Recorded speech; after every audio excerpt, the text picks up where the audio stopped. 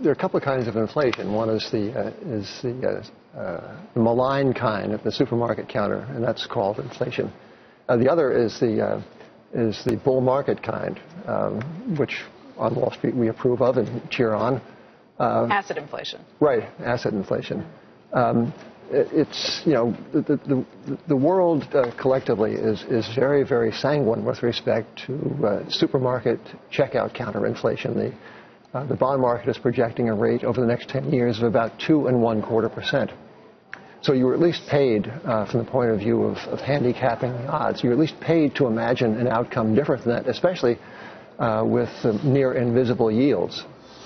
You know, you have to go to the Republic of Iraq to get something like 7% over 15 years. Forget about Ireland, forget about Italy, forget about even Greece. Spain begins with a 2 number, right. So does the state of New Jersey. Right. Are you suggesting New Jersey should Yes. be much higher, too, because of its problems Sure. with the Absolutely. unfunded pensions? Well, yeah, this is a program of interest rate suppression. You know, interest rates are prices. Price control is futile. Therefore, the policy of suppressing and manipulating interest rates ought to be seen as a policy of futility. Now, just because, you know, futility by definition is for naught, but that doesn't mean it's without consequences.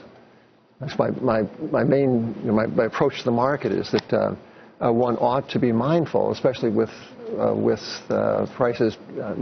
One ought to be mindful of the certain consequences of the failure of these demonstrations of price control. But we don't know what it's going to be. You can't tell us what it's going to be at this point. How it's going to manifest itself in hurting all of us someday. Well, we can observe now that credit spreads have collapsed, that interest rates have been crushed, that volatility has been crushed. That's true. So it hurts Goldman Sachs, but does it hurt the average person? It hurts savers.